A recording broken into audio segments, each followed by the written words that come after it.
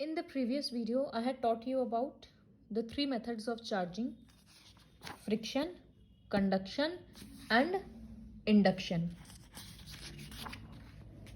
Now in this video, we'll start with charges in nature. उसके पहले देखते हैं ये डू यू नो में क्या है. This is a gold leaf electroscope. ये गोल्ड का बना हुआ है, ये लीफ भी गोल्ड का है. तो ये डिवाइस किस काम में आता है? ये डिवाइस ये चेक करने में काम आता है कि किसी ऑब्जेक्ट में चार्ज है या नहीं है. सपोज ये एक रॉड है, इसमें चेक करना है कि चार्ज है या नहीं है. तो जब इसको इसके साथ टच करेंगे और अगर ये लीफ दोनों रिपेल करेगा, मतलब दूर चला जाएगा, तो इसका मतलब इसमें चार्ज है. और अगर लीफ्स अपना पोजीशन नहीं बदलेगा तो इसका मतलब इसमें कोई चार्ज नहीं है. तो ऐसा क्यों हुआ?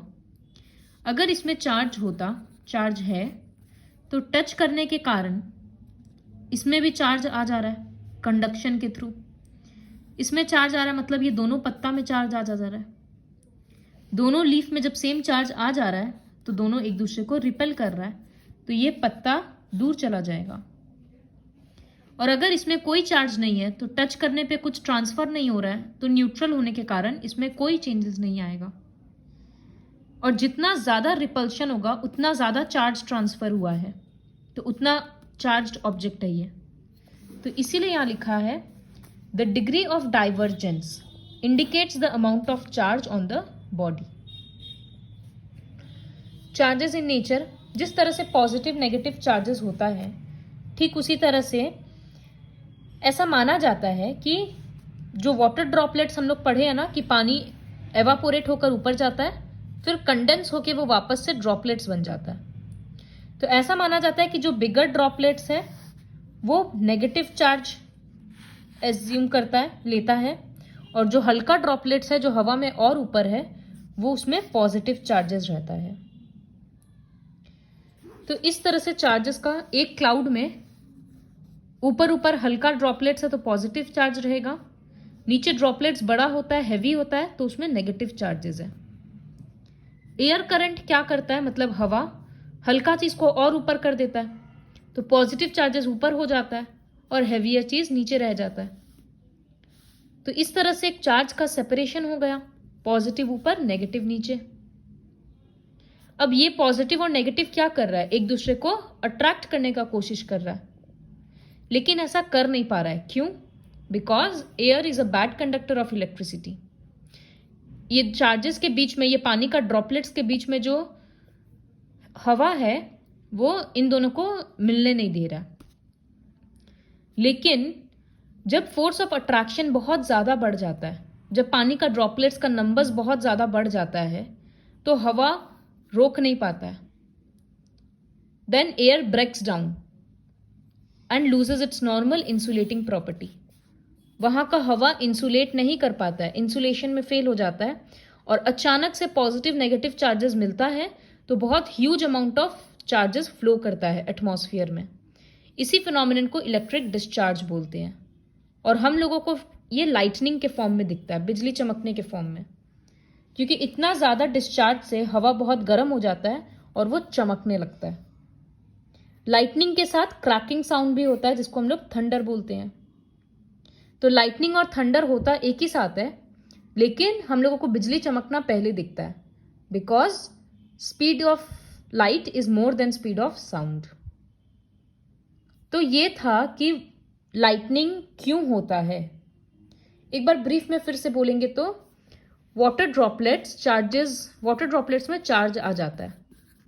जब कंडेंस होकर पानी ऊपर जाता है, एवापोरेट होकर ऊपर जाता है, ऊपर जाकर वो कंडेंस हो जा रहा है, तो कुछ ड्रॉपलेट्स छोटा होता है जिनमें पॉजिटिव चार्जेस आ जाता है, और बड़ा ड्रॉपलेट्स नीचे रहता है, उनमें नेगेटिव चार्ज आ जाता है, और बीच में एयर रहता है. तो इस वजह से ये लोग मिल नहीं पाता है. लेकिन जब फोर्स ऑफ अट्रैक्शन बहुत ज़्यादा बढ़ जाता है तो एयर का इंसुलेशन प्रॉपर्टी ब्रेक हो जाता है और ये पॉजिटिव नेगेटिव एक दूसरे से मिलता है. इतना अचानक से चार्जेस मिलता है, इस वजह से इलेक्ट्रिक डिस्चार्ज बोलते हैं इसको, तो वहाँ का हवा एकदम गर्म हो जाता है और जिसके कारण वो फ्लैश लाइट्स देता है। उसी फ्लैश लाइट को लाइटनिंग बोलते हैं और उसके साथ जो आवाज़ होता है उसको थंडरिंग बोलते हैं। At certain times, the charges present in the lower parts of clouds are strong enough to induce an opposite charge on the ground below them. कभी कभी यहाँ इतना नेगेटिव चार्ज आ जाता है कि थोड़ा नीचे पॉजिटिव चार्जेस कलेक्ट होने लगता है। यही हम लोग इंडक्शन में पढ़े थे ना कि नेगेटिव रहेगा आसपास तो सामने पॉजिटिव बनते जाएगा। तो नीचे नीचे का क्लाउड्स में इतना नेगेटिव चार्जेस होता है कि जमीन के आसपास थोड़ा पॉजिटिव चार्जेस बन जाता है। When the air between these charged clouds and the ground break down, फिर जब यहाँ का हवा ब्रेक हो जाएगा इंसुलेशन प्रॉपर्टी, तो ये बिजली क्या होता है, नीचे गिर जाता है और इसी से हम लोगों का डिवाइस खराब होता है या फायर, कहीं आग लग गया, शॉर्ट सर्किट हो गया, ये सब इसी कारण होता है। तो अपर एटमॉस्फेयर में लाइटनिंग होने से हम लोगों को वैसे कोई रिस्क नहीं है, लेकिन जब नेगेटिव चार्जेस बहुत ज़्यादा है तो बिजली कभी कभी नीचे गिर जाता है और इसी की वजह से डैमेजेस होता है। Lightning strike somewhere on the surface of earth about 100 times every second. सोचो, एक सेकेंड में 100 बार, पूरे वर्ल्ड इतना बड़ा है, स्ट्राइक करते रहता है। Lightning conductor, what is lightning conductor? ये एक डिवाइस है जो इस तरह का डिवाइस है जो लाइटनिंग से होने वाला डैमेजेस से बिल्डिंग्स को बचाता है। बेंजामिन फ्रैंकलिन इसको डिस्कवर किया था। तो क्या डिवाइस है? बहुत सिंपल है। ऊपर में इस तरह से स्पाइक्स निकला हुआ एक रॉड होता है, बहुत सारा रॉड्स होता है। तो ये स्पाइक्स क्या करता है, और इस तरह से एक लंबा रॉड होता है, फिर एक मेटल प्लेट है। तो ये स्पाइक्स क्या करता है, यहाँ पर क्लाउड्स के कारण चार्जेस को बनने नहीं देता है, क्रिएट होने नहीं देता है। See it is written, the spike-like or pointed structure at its upper end helps to reduce the chance of a build-up of very large amount of charges on the clouds in its neighborhood.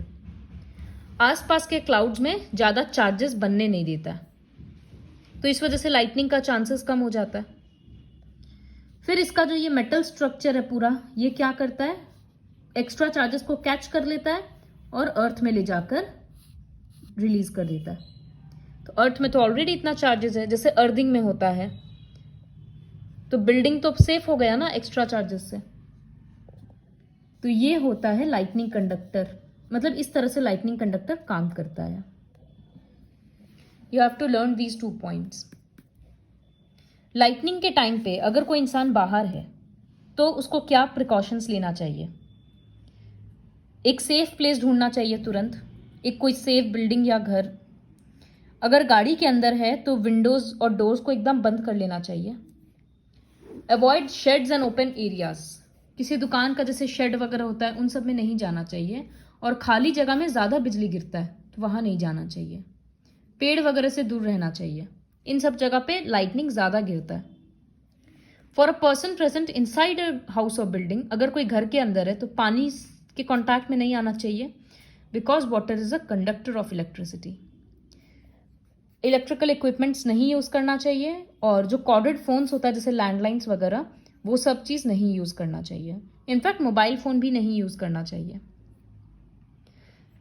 यहाँ पर topic है advantages of lightning. Lightning का बहुत फ़ायदा भी है, तो यहाँ पर हम लोग 3 यूज़ के बारे में पढ़ेंगे।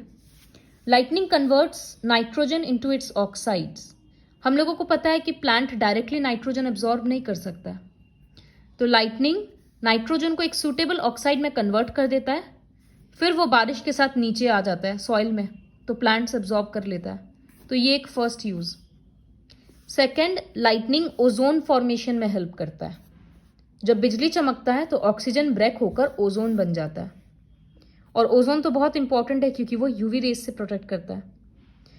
This is the second use. Third use ये है कि जब इतना चार्जेस फ्लो करता है तो अर्थ में चार्जेस का बैलेंस मेंटेन होता है, क्योंकि पॉजिटिव नेगेटिव मिलके चार्ज न्यूट्रल हो जाता है। तो it maintains to balance the total electric charge in the earth. So this is all about the chapter electric charges at rest.